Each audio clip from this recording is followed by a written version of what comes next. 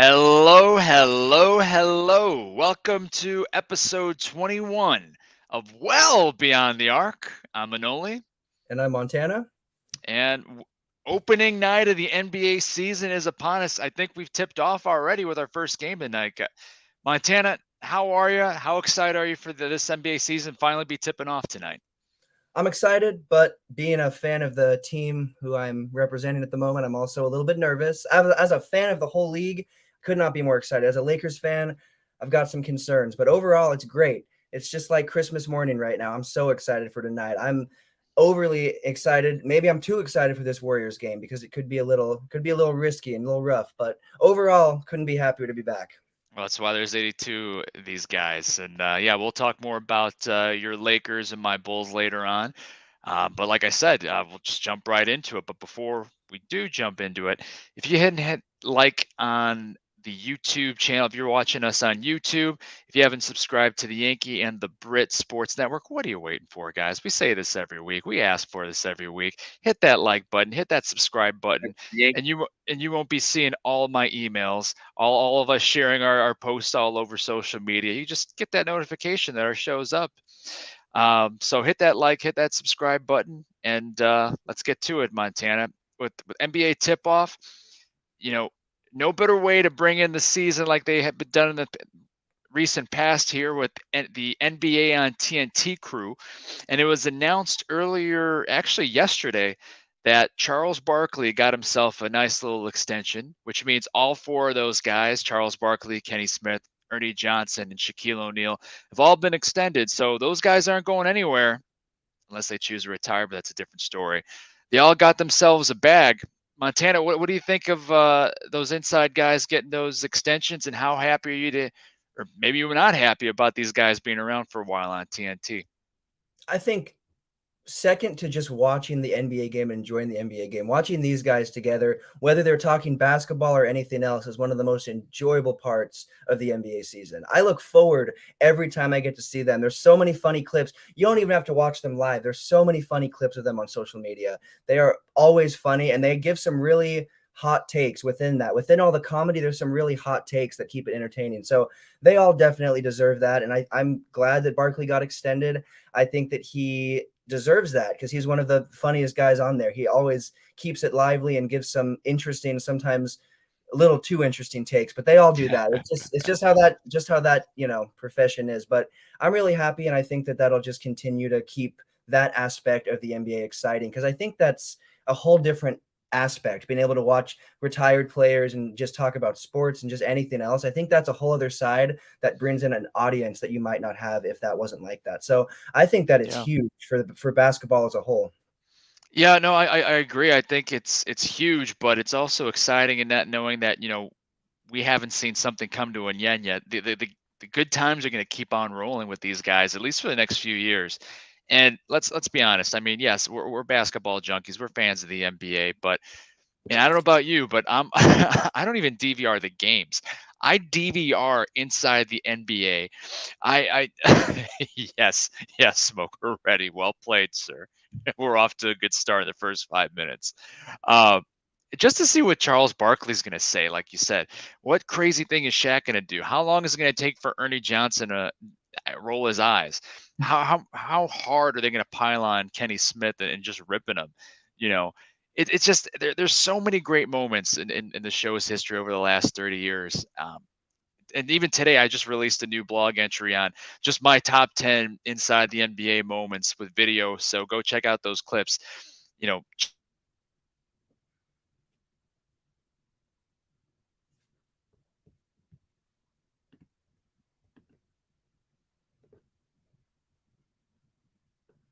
Um, okay, what is going on? Charles.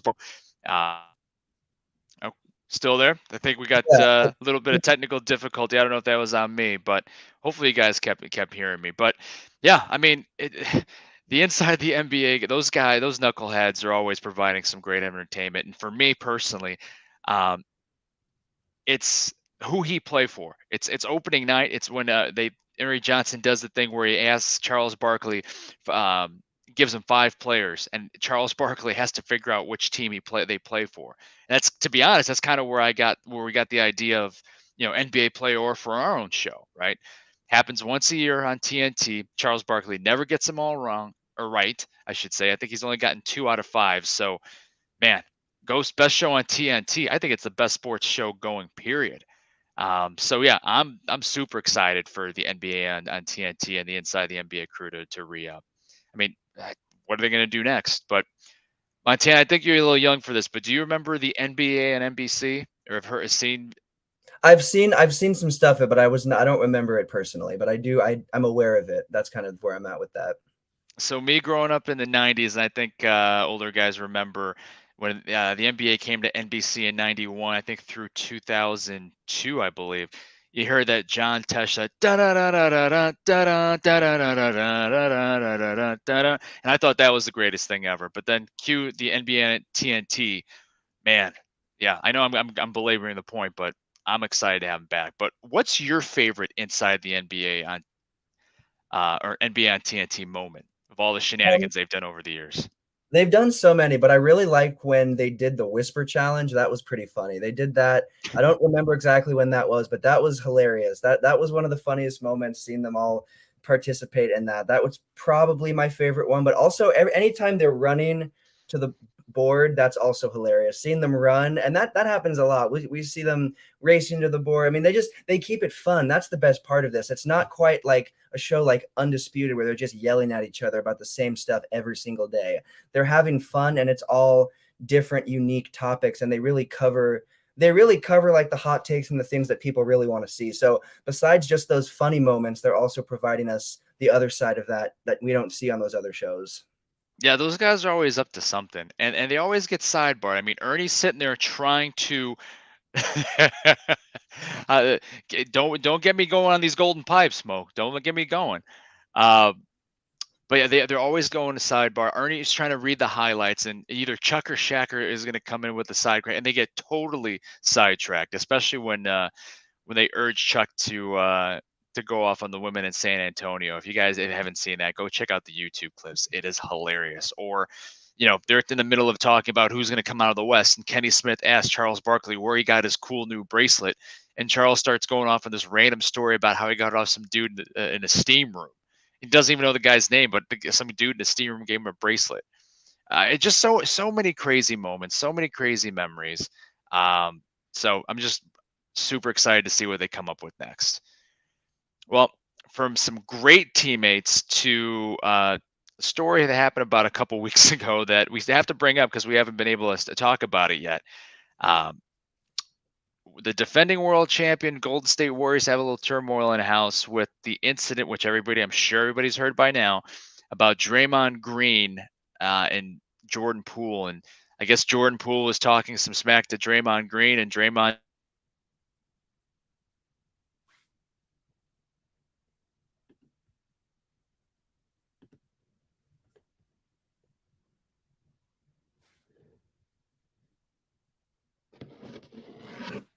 didn't take Poole. And of course, some leaked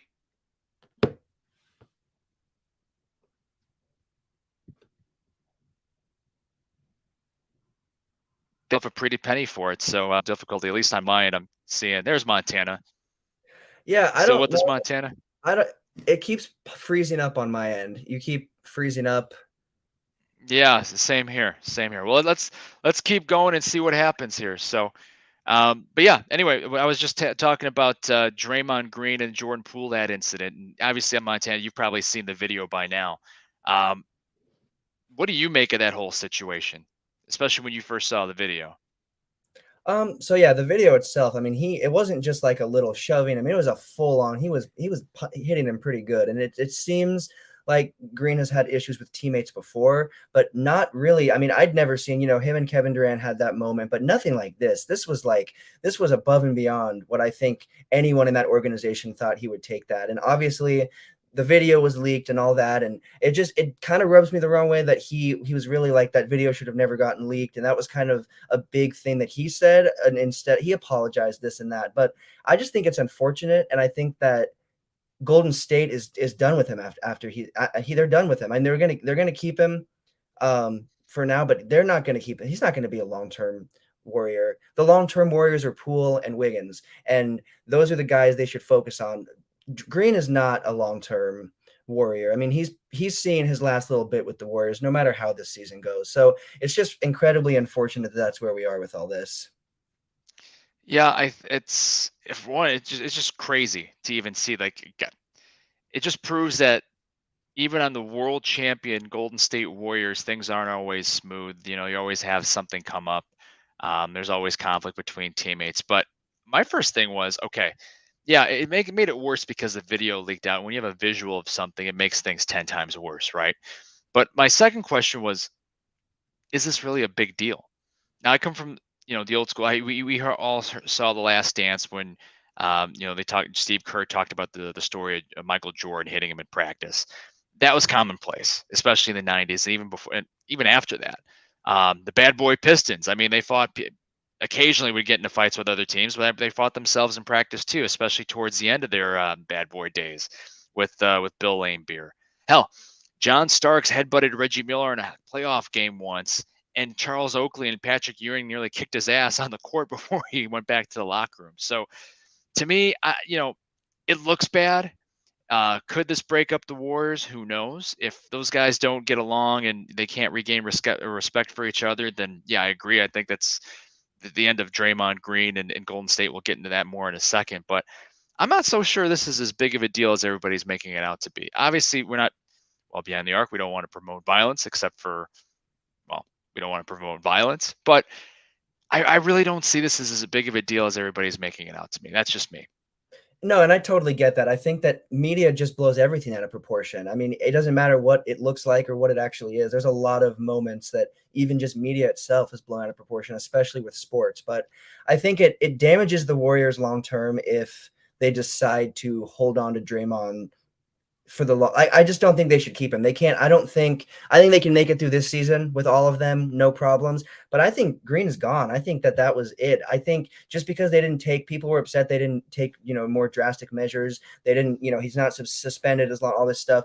But I think they're just done with him after this season. I don't think they're going to do anything because I think they're looking at it like, we'll let him play through the season, then we're moving forward. And that's what they should do, because a player like Poole is so much more valuable than a player like Draymond Green at this point. Draymond Green is not even doing what he was so valuable for in the past. He's not even doing that anymore. So he's really just, maybe he gets 4, 6, whatever points, but he's racking up the fouls. He's not doing enough. So I think they need to move forward. I think the Draymond Green era is about done, and it was never really his anyway. He was kind of always, the third guy, if even that. But I think it's time for a new place for him to go, for him and for everybody involved.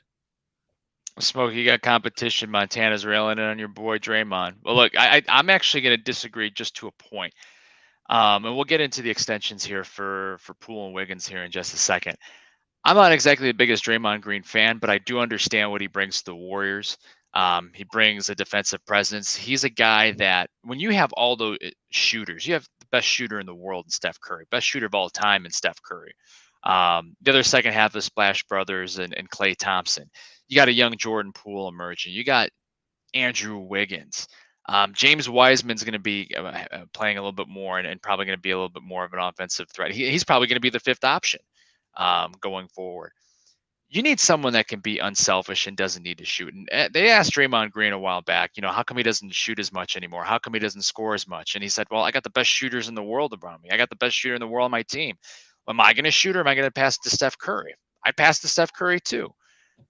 He does the little things, the dirty things, hard hat, lunch pail, the things that don't necessarily show up in the box score. But on the other hand, he does have the tendency to bring up these type of distractions, say something in the media, say something on his podcast, a technical foul risk that can swing a game, get thrown out of a game, things of that nature. So you got to take the good and the bad with Draymond Green. I do agree that the Warriors should think long and hard before they re-sign Draymond Green. And maybe this incident with Jordan Poole is their excuse to move on from Draymond. And the one thing, it's not just a matter of Draymond Green re-signing with the Golden State Warriors. He does have a $27 million player option he can choose to pick up if he wants to at the end of this year. I don't think he will. I think he's going to hold out for a more lucrative deal. But I don't know how that's all going to work because, we'll just get right into it. I mean, it's rumored that the Golden State Warriors are going to have a payroll with luxury tax included. Get this, of almost $500 million next year. I think the salary cap in the NBA is somewhere under 200 million. I don't know exactly what the number is, but it's under 200 million. And the Golden State Warriors payroll is going to be near 500. That's absolutely crazy. With the extensions given to Andrew Wiggins and Jordan Poole earlier this week, Montana, we already know that how you feel about the Warriors not re-signing Draymond Green, Mhm. but they also didn't offer an extension to Klay Thompson either. So where do you think the Warriors go from here? Are they building around Jordan Poole and Andrew Wiggins and hoping to keep Steph as well, or could Klay join Draymond as possibly being on his way out of Golden State? So I think that Draymond's definitely on his way out. I don't think that they're going to go forward, and I don't think they were going to initially. And then after this incident, I really don't think they're going to go forward.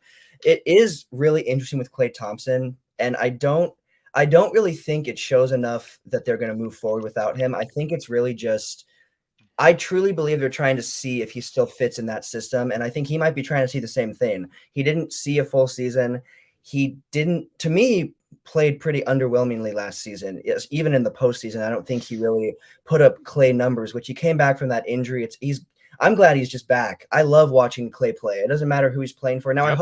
I hope he misses every shot tonight. I can't risk this, but usually I like him and don't have a problem with him. So I really do think that this is just kind of the time where they're just waiting and seeing, is he still a fit? Is this system benefiting him? Is he benefiting the system? So I think that it's just kind of a time to see, but I definitely think Clay could very well be with the Warriors until he chooses to retire. And I almost think him and Steph, especially Steph, have that option. I don't think either of them have to worry about being, kicked out the back door. I think they're both pretty solidified. And I think that the Golden State Warriors want to have a dynasty. They want to get these guys on MJ's level. They want to get on the Bulls dynasty level. So I don't think you get rid of a player like Clay if you want to do that. So it's interesting. Time will tell. I don't think Clay is definitely on his way out, but I think that there is a slight chance maybe he will be. But for the most part, I think they're going to try to keep that system because it's worked so well. And even when he didn't play the best, he was still Klay Thompson in the playoffs this last season. So I I do think that it's not a for sure he's on his way out, but I definitely think that there's a little bit more of a chance than there ever has been. Yeah, look, I'm still reeling from what I just said earlier about Golden State Warriors payroll being about $500 million next season. That's not even counting Draymond Green. Look, sometimes the Warriors ownership had said before you can't put a price tag on championships and winning, and you only have so much of an opportunity. 30 teams in the league, only one of them can be the NBA champions. But man, something has got to give, especially with the other NBA teams. I mean, they're kind of complaining about what the Warriors are doing. I mean, granted, they're getting the penalty as far as the luxury tax is concerned, but man, they must be just printing out money out in the Bay in the San Francisco Bay Area, man, with all these extensions they're handing out. Look, extending Wiggins and Poole, right thing to do. Personally, I think they overpaid for Poole. Andrew Wiggins, I thought that was solid. I thought that was more of a team friendly deal for an Andrew Wiggins coming off his first All Star season. But man, they got to think long and hard what they want to do with Klay Thompson and Draymond Green. Either they get those guys to take some hometown discounts, which that's easy for us to say, right? That's their money. If I was them, I wouldn't do it. But either you get them to take some hometown discounts, or you think long and hard about, okay, let's get that $600 million payroll going in the NBA, which absolutely crazy. Or you might have to move on from some guys, and maybe that starts with Draymond Green next year. And Draymond Green, if he does go to, if he does leave Golden State, I can see a scenario where he joins his buddy LeBron in LA to your Lakers, man. Yeah. So maybe we play this tape back for a year from now, and we'll see how you feel about Draymond, but we'll see what happens there. But it's not just in Golden State that they're printing out money. We talked about Turner Sports and the Warner Brothers extending the inside the NBA guys. Talked about Andrew Wiggins and Jordan Poole, but a couple other of these young guys coming off rookie deals. Kevin Porter Jr. of the Rockets got a 4-year, $82 million deal. DeAndre Hunter of the Atlanta Hawks got himself a 4-year, $80 million deal, I believe. One more guy here, Nasir Little got himself a 4-year extension. Is there anyone who you didn't hear get an extension out of that rookie class that should have gotten an extension in your opinion? I can only think of two guys, but I don't know See, if there's anybody that comes to mind for you. there really is not. Yeah, there's really not a lot. I think they, for the most part, that's a pretty solid. I now switching that up on the side that I was surprised, Porter Jr. I was a little bit surprised on that one, just a Yeah. little bit. That was one that did get one that I was like, this. I don't know. I don't think we've seen him on the court enough to warrant something like that. I mean, he's had some successful playing time, but I don't think we've really seen him enough. So that kind of surprised me on that end, just because I didn't think that they would go for that. Because if anything, the Nuggets are trying to get back on top, and now they have Murray back, and now they're really, making that push. And I think last episode I picked they might make the championship, the Western Conference. I totally think they can do that, but I don't know if Porter is a fit for that. Oh, you're talking Michael Porter Jr. Yeah. Yeah. No, well, Michael Porter Jr. got himself a pretty lucrative extension as well. I think he's going to be making north of 30 million a year for the next few years. Kevin Porter Jr. for the Rockets got himself an extension as well, 4 years, 82 million. I was surprised to see that. Now, granted, I was surprised that the Nuggets extended Michael Porter Jr. because of his bad back, but Kevin Porter Jr. So many Porter Juniors, man. What the hell? Kevin Porter Jr. They had gotten into some trouble with the Rockets organization, had some run-ins with the coach, with the front office there. So I'm surprised they invested in him long term. But maybe they know something we don't, and they're investing in the young guy. Maybe it'll become a team-friendly deal here in a year or two. But we'll see. But the only guy of note, at least here in Chicago, that I noticed did not get himself an extension was Kobe White, the guard out of North Carolina.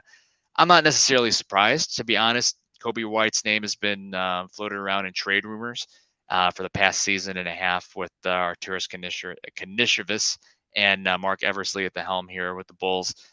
Still here in Chicago. Maybe they didn't find a deal that they wanted, but it very well could be that they let Kobe White walk after the season, assuming they don't trade him next season. And Ghost, that's a good question. We don't know anything about. Well, at least I don't want to speak for you, Montana, but I'm hearing what everybody else is hearing about the Celtics situation. They're not really leaking much. It's amazing, and I'm going to say this kind of sarcastically, but it's a miracle they're able to keep as much under wraps with that situation, with everything that leaks to the media these days with the Celtics situation. And for those of you that probably don't know, I'm assuming most do. Celtics coach Ime Udoka has been suspended for the year due to, we'll just call it, inappropriate relations. I feel like the Bill Clinton impeachment trials here, inappropriate relations with some members of the Boston Celtics staff. We'll just say it this way. I really don't have as much knowledge on that to comment on that, so I'm kind of tiptoeing around that. But Montana, I don't know if you've heard anything different. No, they've kept that under wraps completely well, because there's not a lot that's out there. Because once it breaks, it would break everywhere, and so I have not seen any. There's no news on that. They're kind of keeping that under wraps, which it's also the Celtics, and so I feel like they can do a pretty good job of keeping that thing under wraps and hopefully figuring out for everybody involved. But I don't see him going back and coaching there. I know that they didn't fire him, but I don't think. I mean, that should be it. But I do think what we do know is it's probably, it seems like it might be a lot worse than what we do know. That's the one thing that Yes. I've heard, is that it's like it's not as simple as what the initial thing that they released was. So if we ever find out, it seems like it's going to be a pretty big thing. So no news Yeah. on that. We'll keep you guys updated, because I'm sure that stuff will come out. You can't keep that under wraps forever. Yeah, and I think one of the comments is alluding to some of the comments from Matt Barnes Matt Barnes, former NBA player, ESPN analyst, and co-host of the All the Smoke podcast. Um, I'll be honest, I haven't gone back and seen Matt Barnes retort to saying that he didn't know how bad the situation was. My understanding from what he said is it's really, really bad. And once details come out, there's no way Ime Udoka comes back from it, which was shocking. And from a basketball standpoint for the Celtics organization, it's a hell of a blow, because that's a first-year coach that led your team with high hopes to the NBA Finals. They did get beat by the Golden State Warriors, but now that organization's reeling. They're going to have interim coach Joe Mazzulla take over, an assistant on Ime Udoka's staff. There's some thought about Brad Stevens coming down from the GM's perch, but he put those rumors to rest. So we'll see. I'm just as curious as everybody else to find out what's happening there. But once they do, Montana and I will comment on it. So, but there's something that we can comment about. Our favorite show that's basically sweeping all of the NBA podcasts and all of the internet. It's another time, time for another edition of NBA Player Or. Every week, I give Montana the names of 5 individuals, and Montana has to give me the answer to whether or not it's an NBA player, current or retired, or somebody from another profession. It could be NBA player or European politician, Korean pop star, NFL kicker, comedian. Who knows? Who knows what we're going to come up with? Montana, how you feeling today about NBA player or? Same I do as always, because I have no idea what it is before you announce it to everyone. So I'm feeling all right, but I'm still in the dark, so I don't know. I'll feel a lot better or worse once I hear what it is. Well, I'll tell you what. Jay actually said it best when we were talking offline a couple weeks ago. You are one of the best guessers I've ever met, and either one of us would be happy to take you to Vegas to go play roulette. That's for damn sure. But anyway, if Montana happens to get the answer to one of the names right, you'll hear this sound. Victory! Thank you, Johnny Drama. That's a great touch with the Kobe Bryant picture there. And if Montana gets the question wrong, you'll hear this sound.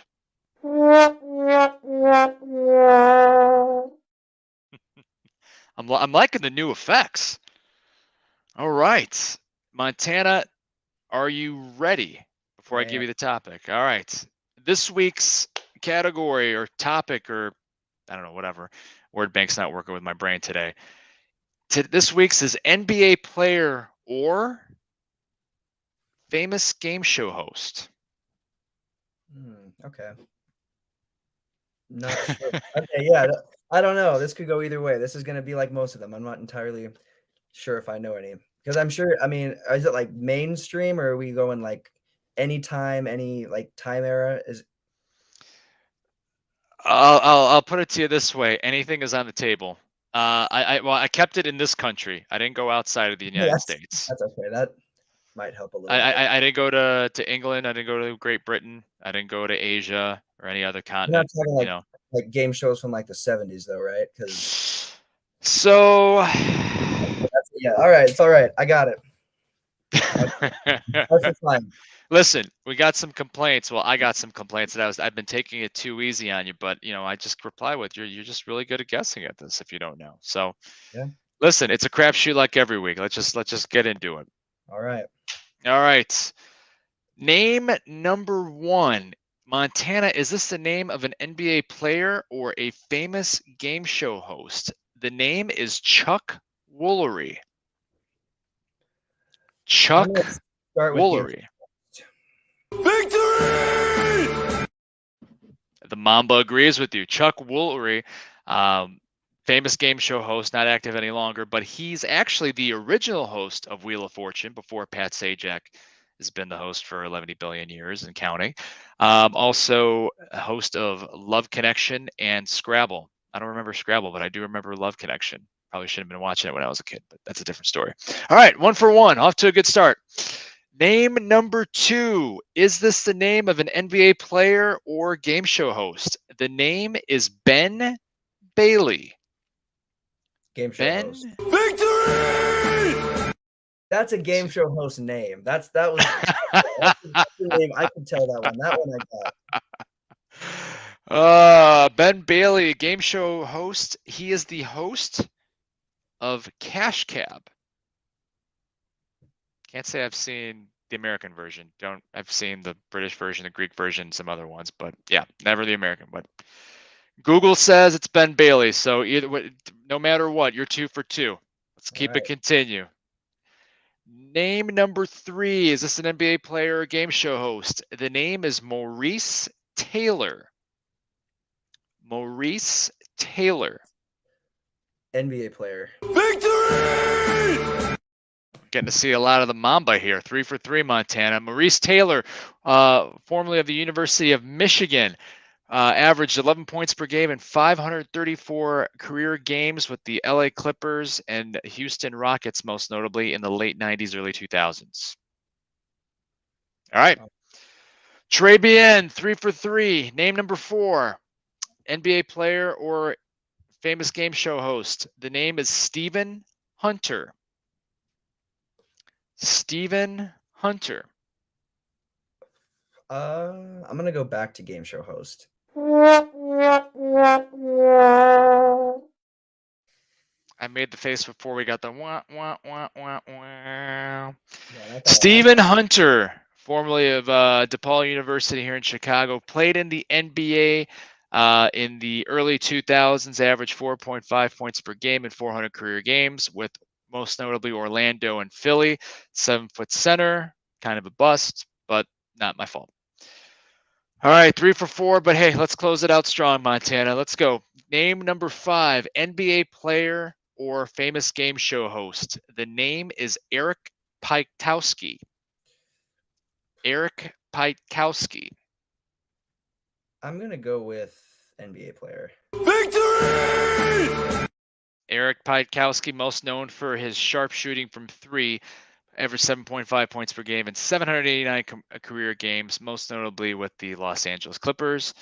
Poor guy was stuck with the Clippers before they became any good, and he spent a year with the Chicago Bulls. All right, 4 for 5. It wasn't the 5 for 5 everyone was looking for, but that brings your running total to 72 out of 100.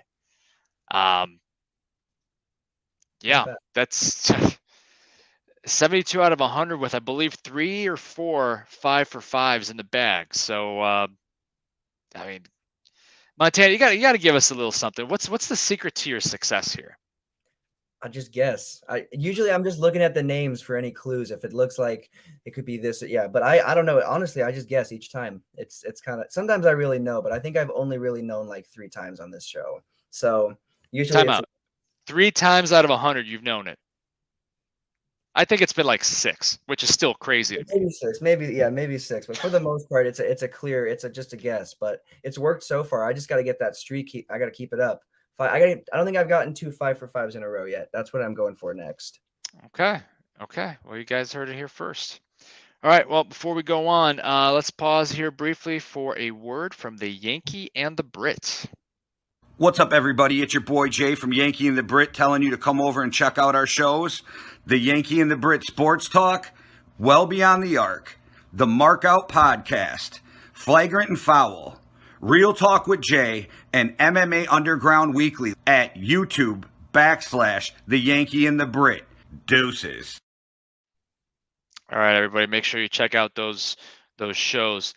Fracas wants Montana to ask me 100 for the next 100. Okay. We might reverse the roles here one of these days. That's not a bad idea. I don't know if I can guess as well as Montana, but one way to find out. Well, look, like we said before, it's the opening night of the NBA season here, and a lot of interesting matches, especially here in the first week. And, with a lot of NBA and TNT games, ESPN primetime games, a lot of exciting matchups to look forward to. Montana, are there any games in particular, at least here in the first week, that you're looking forward to the most? Absolutely. So obviously, Lakers games. Somewhat looking for the one I'm really looking forward to this week is the Lakers versus Clippers, that battle of LA game. I think it's going to be back. We didn't really see that last season because the Lakers were not the Lakers and the Clippers weren't really the Clippers either. So it'll be nice to see full squads against each other. And then on Thursday, that 76ers versus Bucks game, I think that could be a really good matchup. And we could see that. I think we'll see that again maybe during playoff time. So yeah, that could be a really nice matchup. And then Friday again, Heat Celtics. I think that's going to be a nice game. I think we'll see a pretty good game. I know the Celtics play. I think while we're recording this, they're playing. Correct? Are they playing the? Yeah, it's. I think it's the 76ers, the Celtics going on right now. So that'll be good to see how they bounce back, especially with all everything going on. I'll be interested to see the first week how they perform. So those are just a couple of games, and then one more that I'm kind of interested to see is that Mavs versus Suns game tomorrow. I think that could be a really good game, and I think Luka's going to be on a tear. I think he's going to be on an MVP run tear. So I think we're going to see him have a pretty big game, his first game of the season. Yeah, look, those are the games I'm looking forward to, but I'll start with a different order. I mean, I'm starting with the Suns and Mavericks. I mean, Jay Crowder still hasn't been traded from the Suns. Suns basically bringing everybody back for the most part. Little bit of turmoil in the offseason, especially with DeAndre Ayton claiming he hadn't been talking to Monty Williams since the Game 7 benching and the Suns being eliminated in the Western Conference semifinals. The whole Robert Sarver situation with ownership there. Uh, the Suns had the top seed in the West. It came off a finals loss and, didn't make it back to the finals. So I'm going to be curious to see how the Suns come out and play, especially without Crowder there. But I'm with you on Luka. I think this is going to be, I mean, Luka's already broken out, but I think he's going to take it to a whole new level. I think that they've added a couple new pieces in with the Dallas Mavericks, and Christian Wood and JaVale McGee, getting Tim Hardaway Jr. back from injury, having a full year of Spencer Dinwiddie and Davis Bertans there too in Dallas. I think Luka's going to be in the top 3 for MVP for sure. With Nikola Jokic winning 2 years in a row, I don't think he's going to win it 3 years in a row, especially if you get Jamal Murray and Michael Porter Jr. back. I'm curious to see how Luka Doncic is going to do. I'm 100% with you on Lakers Clippers as well. I think most fans have been waiting for the quote unquote battle of LA for the last couple of years, ever since Kawhi Leonard and Paul George signed with the Clippers. I think we've only gotten those marquee matchups just a couple of times. But yeah, I'm just as curious to see John Wall making his Clippers debut, them getting Norman Powell back from injury too. I mean, the Clippers are deep, man. Very, very deep. And then another game that we didn't, I mean, you mentioned Bucks and Sixers, always a good matchup. You know, Giannis and Joel Embiid and their squads. But a matchup that I thought the NBA curiously scheduled here in week 1, is the Brooklyn Nets against the New Orleans Pelicans. And 2 of our favorite guys, and I'm saying that with all the sarcasm in the world, Zion Williamson going up against Ben Simmons. Now, Zion Williamson looks like he's done his part so far. He's got himself into shape, it looks like, and he's ready to play. Ben Simmons is back and he's playing too. Probably not going to be shooting a lot or shooting any threes, but any thoughts on that matchup, the Pelicans and Nets?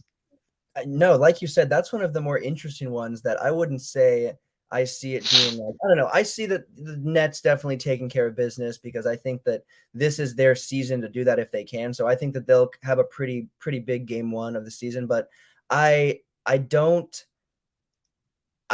think that the game is really interesting because of, the teams and who's going to win. It's interesting because, like you said, we're seeing Zion, Ben Simmons, 2 players that have been out for a long time, who've not shown us what they're made of, who we're hoping have made the necessary changes. Again, Zion seems like he has. Zion seems like he is beyond ready to go. Ben Simmons, not too sure. Some of those preseason stats, even though it's just preseason, it looks a little He dicey. still can't shoot. Still can't shoot. Still can't shoot. That's never going to change. I don't think he'll ever get that fixed. But I would say that it'll be a good matchup, and I think we'll see Zion definitely have a really big first game, and I think he's going to be a player. I don't think he's going to be a serious MVP candidate, but I think he's going to have an MVP rising type of year because he looked great before he was out. He looked really nice. I just don't think we got to see enough of him. So if he really got his health right and his, looks a little bit healthier, then I think he could have a really monster season. So seeing that matchup, seeing KD back, it's just going to be a really nice game. I think we'll see a pretty good game, but I think Nets should take care of business, I'd say, score-wise. I want to see how Zion fits with Brandon Ingram and CJ McCollum and the rest of those guys. I mean, they picked up CJ McCollum last year, the Pelicans did, well before the trade deadline, and they went on a little bit of a run. They surprised some teams and snuck them in the playoffs, and they had no business being in the playoffs. Gave the Suns a couple of games worth of scares as well. But I'm just curious to see, Devontae Graham as well. You got Jose Grand Theft Alderado, the second-year man, Herbert Jones. A lot of good pieces in New Orleans, and David Griffin's done a hell of a job. But I'm just curious to see how Zion's going to fit with more so Brandon Ingram and I just said his name, CJ McCollum. So we'll see. But either way, glad to have the NBA back. Plenty of great games this week, so be sure to check them out. But straight question about team you're most excited to see. Give me one team from the East that you're most excited to see and one team from the West you're most excited to see. So for East, I'm really excited to see the Hawks. I think that we're going to see a dangerous Hawks team. Trae Young was doing Trae Young things during the preseason, ball between people's legs. I mean, he was just doing insane dribble moves, showing us what he's doing. And I mean, that's a player that he's got all the flash and he also has all the fundamentals behind it as well. So I think seeing him matched up with a couple new pieces, we'll see a really nice Hawks team. So that's one team. That'd be my East team. I'm really excited for the Hawks. And then for my West team, I'm really excited to see the Timberwolves. I think that we're going to see Anthony Edwards is going to have a monster season. I think we're going to see Cat a lot more complete as a player playing alongside Gobert. So I think we're going to see Minnesota have a pretty exciting season. So those would be my top two. Yeah, I think in the East, if it wasn't for the situation surrounding Ime Udoka, I would say I'd be very curious to see the Celtics. And I said it a couple of times on our show here in the last couple months, from the offseason. The fact that they were able to pick up Danilo Gallinari, which again I know he's hurt, but they picked up Malcolm Brogdon for office supplies, and it only made their team even deeper. But I'm not as excited. I'm a little bit down on the Celtics because I think they're going to struggle a little bit out of the gate under a new coaching staff. And even if they do, they're going to hit a wall. And with the East being so deep, they made it to the finals last year. It wouldn't surprise me if they did well. I want to see how the Milwaukee Bucks do. They were the defending champions last year, didn't make it back. The Celtics got them in 7 games last year. Giannis Antetokounmpo played in Eurobasket not too long ago, but probably Eurobasket wrapped up about a month ago. And the Bucks, to their credit, have been doing a good job limiting him in training camp, limiting him in the exhibition season to get him rested and ready for the regular season. But Serge Ibaka's on the roster. They barely used him after they picked him up last year. He's only 33. They still got a hell of a deep squad there.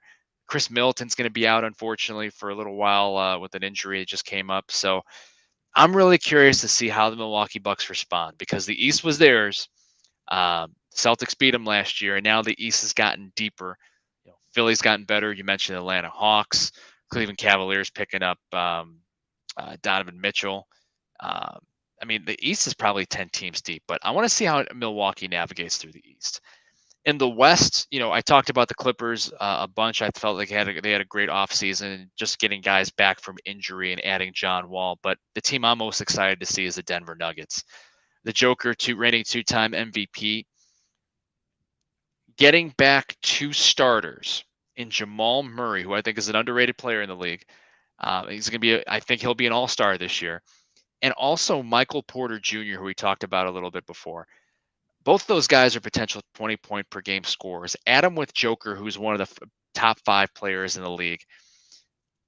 Well coached, always well coached by Mike Malone. And in fact, I think Mike Malone had him overachieving last year. I want to see how far Denver can go with that squad. I want to see them. I want to see Murray and Porter Jr. healthy. And I want to see how far Denver can go. So that's my team in the West to look out for. And again, yeah, those are both great picks. I think we're going to see a lot of teams trying to bounce back. We're just going to see a lot of movement. I think we're going to see a lot of exciting storylines really early on in this NBA season because there were a lot of offseason moves, or if you're a fan of the Lakers, lack thereof. So there were a lot of moves or lack thereof. So there's a lot of things that I think we're going to see some pretty interesting storylines really early in the season. Well, let's talk about our squads. Let's talk about your Lakers. I'll get in the Bulls here for a second. Give me some keys to the Lakers' success, and what do you think the Lakers are going to do? How many wins they're going to get, and how far are they going to go? Well, that's the big question right there. I've been really wanting to be super positive about them, but seeing how they played in the preseason, even though preseason is not a huge deal, but being beat by about 50 points almost by the Kings in their last preseason game with LeBron playing pretty decent minutes. That just, to me, that didn't look great. That was not a good look, when we're trying to have a bounce back season. But I absolutely think the Lakers are a capable team. If Anthony Davis is healthy, the biggest key to their success is Anthony Davis staying healthy. Because even if you have Russell Westbrook and they can't let go of him and they have to hold on to him, I really think, and they're not going to lose by 20, they're going to win by 20. Anyways, but no, they're not going to win by 20. But I do have the Lakers winning by 4 tonight, as unrealistic as that might be. But no, so I think the Lakers, Anthony Davis needs to stay healthy. LeBron needs to stay healthy. And their biggest goal should either be benching Westbrook or finding a trade or something they can do. Because if they can bench Westbrook and make that work, I actually think that could be Westbrook's best way of helping the team is if he's benched. If he can come off the bench, I actually think that his play style and what he's doing so incorrectly could be shifted into a positive. So I think they need to put Westbrook on the bench. And now we have some injuries early on. I know Schroeder is going to be out 4 to 6 weeks. So we have some injuries, which is going to set us back. But I think we could easily win our first few games. You know, we've got Warriors, we've got Clippers. I think we could go 2-0. I just think it's going to take LeBron and AD to have really good games. And Westbrook, as of now, it says he's potentially playing tonight. So we'll see that big three in action. And I think it'll be a big factor how those three guys can play together or separately if Westbrook's off the bench. But it's all about the lineups for me at this point, is finding the best lineup that works, because the Lakers have a decently deep team. It's just they need to have those lineups figured out. So figuring those lineups out and Anthony Davis's health are the two biggest things on my mind for success at the moment. Okay. Give me a number of wins for this season and how far are they going in the playoffs? So I have them. See, I really want to have them missing the play-in and being a team that is not a play-in team, but I do have them being around that 7th or 8th spot at the end of the season. I honestly, I don't even know. I mean, we were like, I don't remember our record. It was like 33 wins or something. I think it was 33 and 49 last year. I think. Yeah. We just cannot. We at least need to have 45 plus wins. I mean, there's no Call 45. That's my floor is 45. My ceiling is probably only like 50. My ceiling only goes up by 5 wins because I don't see them, you know, getting 50 wins, but I see them having around 45 wins. So that's kind of my goal. But I think they'll be that 7th or 8th spot, and I do think that they will make it through the play-in just fine and be that, you know, have a seat in the playoffs. But I don't, as of now, especially if they have Westbrook, I'm not saying, oh, they're making the champion. No, I'm not saying any of that. I see them getting eliminated in the first round with the team they have now. Okay. I think they'll be better. Me personally, just by my 2 cents, I think they'll be better than last year, just because, you know, and again, I'm like you, health is a question mark, and I'll get in that with the Bulls here in a second. But if Anthony Davis stays healthy, if LeBron can stay healthy, Russell Westbrook, you know, as much as we criticize him, the one thing that he is dependable. He can be there. I think the addition of Patrick Beverley, especially on the defensive end, might have a positive effect on this squad. I guess they're deep on the guard line. We'll see, but they're not very deep as a team overall. So the key for them is for them to be healthy. If they are healthy, especially Anthony Davis, like you said, I agree. I think they'll be kind of the low half of the playoff seed. I do see them going on. I don't think they'll get past the first round, maybe the second round, depending on the matchup, but we'll see.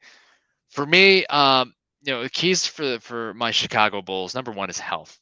Our guys missed so many games with injury last season. I mean, Zach LaVine got his knee scoped. He's back ready to go, even though they listed him as questionable tomorrow night, but I expect him to go. You know, Alex Caruso missed some time with that whole Grayson Allen thing, but he was injured before that anyway, so we're not just going to blame Grayson Allen. But no, he missed some time. Patrick Williams missed most of the last season with a wrist injury. He's back and ready to go. He's going to be the Bulls starting 4, at least to start off the season.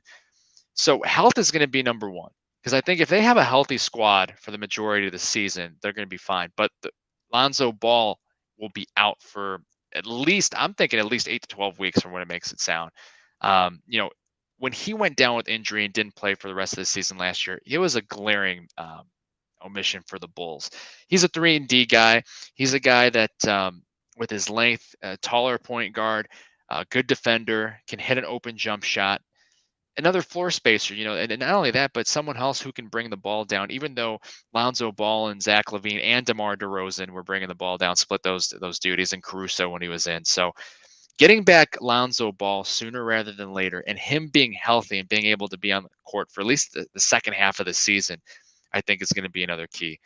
Third key for the Bulls is the growth of Ayo Dosunmu and Patrick Williams. I think he's going to be the starting point guard to start off while Lonzo's out. But all eyes are going to be on Patrick Williams. The kid's going to have some pressure on him because he's going into year 3, former lottery pick, missed most of last season. Showed some flashes in his first year about being a good defender. He'd guard the other team's best defender. Still has a developing offensive game, but can hit an outside shot. Very long and athletic. I think for him, he's got to be more aggressive. So the growth of the young guys, and then their depth. They're a little bit deeper this year, signing Goran Dragic, who maybe he won't play in back-to-backs, but he'll be a good backup point guard for the Bulls. I mean, he's still playing. If you saw any of the Eurobasket, he's still playing solid for Slovenia. So why couldn't he do that in the NBA? And then Andre Drummond, I think, is a underrated low-key signing. A backup to Nikola Mirotic, in case something happens with Mirotic or the Bulls get sick of him and they trade him off. That you got a potential starting center there. And the weirdest thing I saw in the preseason was Andre Drummond not only taking wide open threes, but making wide open threes. If Andre Drummond could do it, a guy that shot terribly from the free throw line, if he's swishing 3-pointers, Ben Simmons, what's your excuse? All right, I had to rip on Ben Simmons one more time. But anyway, those are my keys. In addition to Zach LaVine and DeMar DeRozan being a great dynamic duo. But even with that, they didn't get a whole lot better. They're getting addition by some guys back from injury, but we don't know how long Alonzo Ball is going to be out. I actually have the Bulls taking a slight step back. They had 46 wins last year. I have them at 44 wins and fighting for one of the last Eastern Conference playoff spots. And it wouldn't surprise me if they had to go through the play-in route, being one of the 7 to 10 seeds in the East right now. That's not a slight to the Bulls. That's just how deep the Eastern Conference has become. I think the Bulls can be as high as 4. Realistically, though, I have them that 7 to 10 range. I do think them going through the play-in, they will find a way to get in the playoffs. But I do see an early exit for them in the playoffs, unfortunately. So that's just kind of where I have them. No championships for either of us this year, I guess. Yeah. Next season. My advice to us is to start drinking heavily, as they say in Animal House. Well, we're getting the tip off to a new NBA season, but there's a lot of chatter and a lot of noise about who could be the potential number 1 pick next year. And I think it's not a question of who, it's just a matter of when is it going to happen.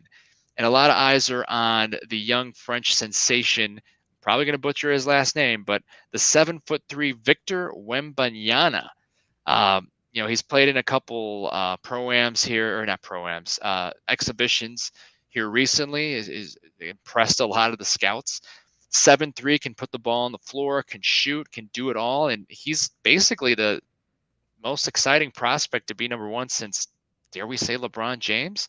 Is that even accurate? But a lot of hype with this kid, Montana. I mean, what do you think? Is this guy the real deal, or what do you think? Well, so yeah, the clips I've seen of him, he definitely looks like the real deal. Obviously, the NBA is a whole different level, but I think he's definitely going to be the real deal. I know that there's been some people that have said that if him and LeBron were in the same draft class, LeBron would have gone second, which is insane to think about. That's crazy. That is crazy.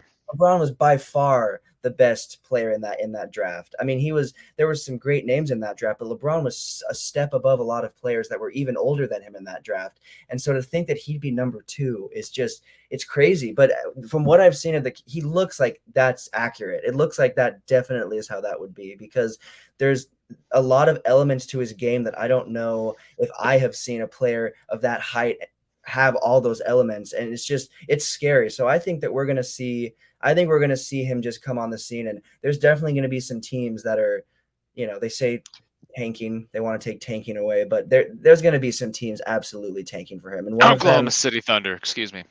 I can see the Spurs being another one as well, actually. Yeah, that's a good call. But no, he's worth it though. He is a player that is going to come onto the scene and be that LeBron hype type of player. He is going to have that same hype and those same expectations, and he is going to make an instant impact on whatever team he ends up getting drafted to. Yeah, look, I said he was 7. He's like 7'3", 7'4", athletic. I mean, a guy that tall, you worry about his frame. You saw with Chet Holmgren, uber talented. Granted, he has that foot injury. I don't know if that's necessarily because of his thin frame. Maybe it is, maybe it isn't. But that's the first thing I worry about when I see Go see Jay's clowning on your spelling, man. Don't let him get away with that. I'm curious to see how strong the guy is. He looks a little thinner, but he doesn't look like a overly thin. I don't know. Maybe he is too. I don't want to get too much in his thinness, but the guy's definitely skilled. He can definitely put the ball on the floor. He can definitely shoot. The first guy I think of is Kristaps Porzingis. That's not a great comp, but the only comp there is they're about the same height, similar build. But I think Wembanyana is a little bit more athletic and has a little bit more of a mean streak in him, and on the court that is. So it's gonna be interesting. I mean, like you said, Oklahoma City, maybe San Antonio tanking for him. Who knows? Maybe the Pistons we talked about a month or two back as having some nice pieces, some nice young players. If they fall into the lottery again, who knows? Maybe Wembanyana ends up in Detroit. Who knows? But it's definitely going to be interesting. I mean, I don't know of any other prospects that are coming out. His name is the only one I hear about, so he must be pretty good. No, yeah, Sam, that's really the only one I've heard of either. So I think he really is a step above, just like LeBron was a step above when it was his time. So we're just seeing a player that I think is really going to be that step above. And when you're already a step above going into it, for the most part, you'll show up and show out. And we saw that with LeBron, and I think we'll see that with him as well. I think he'll have an instant impact. And a team like you mentioned, maybe the Pistons, talk about a player that could help them get back on the right track. There are so many teams, even the Spurs, they've been successful within the last 10 years, but it started to be a couple of years since they've really been successful. So this player could, reinvent and revolutionize an organization and bring them back to the top. And that is a huge thing. That is a huge thing to say, but I truly think he is a player of that caliber. Yeah, well, we shall see. Whichever team drafts him, just be ready to host a contingent of French media all over the place. I don't know if it's a good thing or bad thing. At least in San Antonio, they're used to that. But man, here we go.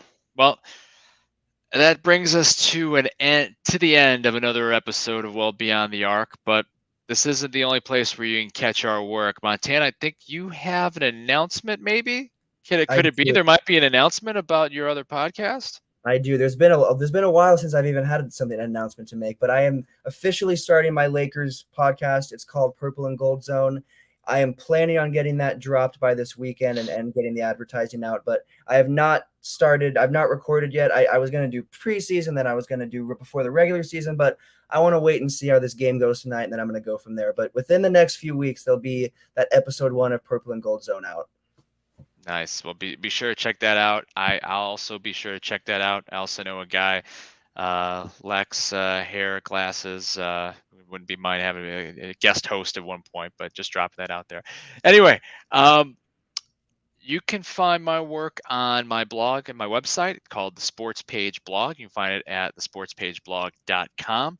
I mentioned earlier in the show, just released a blog this morning about my favorite moments from TNT's Inside the NBA. Posted my top 10 moments with videos, some great memories there. Pretty entertaining. Be sure to check that out as well. Well, appreciate you guys joining us for another episode of Well Beyond the Arc. If you haven't done so already, hit that like button, subscribe to the Yankee and the Brit, and we will see you soon. Take care.